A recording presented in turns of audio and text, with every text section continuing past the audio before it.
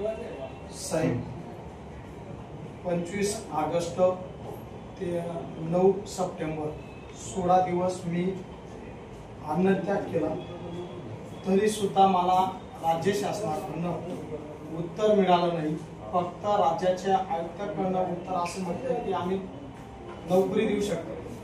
साहेब, मुख्यमंत्री देवेंद्र फडणवीस साहेब, एकनाथ शिंदे साहेब निवडणुकीच्या वेळेस आम्हाला सांगितलं की त्याच आस्थापनावर तुम्हाला परमनंट नोकरी देतो 6 महिन्यानंतरच, असे माझ्याकडे व्हिडिओ आहेत आणि 4.5 GR आहे साहेब की मी इच्छुक आहे, म्हणजे मला त्या ठिकाणी नोकरी मिळू शकते।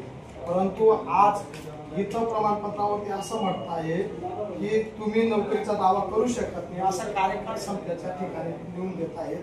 अत्यंत राज्यातल्या 1,34,000 तरुणांवर अन्याय होतोय। प्रधानमंत्री स्वातंत्र्य दिनाच्या दिवशी म्हणतात की 3.5 कोटी तरुणांना रोजगार देऊ। मुख्यमंत्री एकनाथ शिंदे देवेंद्र फडणवीस सांगतात की 10 लाख तरुणांना म्हणजे निवडणुकीच्या पार्श्वभूमीवर लाडक्या बहिणी लाडक्या भाऊंना रोजगार देऊन सांगतात आणि आज आमच्याकडनं सांगतात की तुम्ही नोकरीचा दावा करू शकत नाही। अत्यंत चुकीचं आहे साहेब। म्हणून मला आता शेवटच्या महिन्याचा मी आता आयुक्त साहेबांकडे गेलो आणि माझा 1 महिन्याचा पेमेंटचा सुद्धा तर त्यांनी हजेरी घेतली नाही, मला पगार देऊ शकले। जोपर्यंत मी कार्यकाळ मुक्त देत नाही तोपर्यंत देऊ शकत नाही।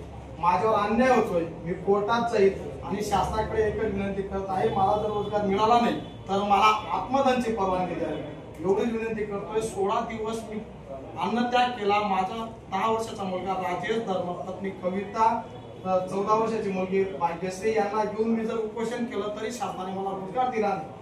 आमच्यावर अन्याय करायचा का? आम्ही मरायचं का? आणि जर मरायचं असेल तर आम्हाला लिहून द्या। तुम्ही तहसीलदार साहेब आणि राज्याचे मुख्यमंत्री महोदय यांनी मला लिहून द्या की आपल्याला जेवढे तुला रोजगार देऊ शकत नाही तर तुम्ही मेले तरी चालतील। साहेब, मी तुमचं एवढंच उत्तर मागणार आहे, दुसरं काहीच मागणार नाही। जय हिंद, जय महाराष्ट्र, जय संविधान। जर तुम्हाला संविधान मान्य असेल तर तुम्ही आम्हाला रोजगार द्या, मान्य नसेल तर तुम्ही नाही दिलं तरी चालेल साहेब, पण पूर्ण जगाला दाखवून देईल की शासनाला रोजगार देणं नव्हतं तर यांना संविधान मान्य नाही। आणि एवढं नाही तर आमची फसवणूक केली आहे आणि याच्यामुळे आम्ही कोर्टात पण जाऊ आणि विरोधी पक्षांचा पण सहारा घेऊ साहेब। एवढं बोलतो, नितच थांबतो।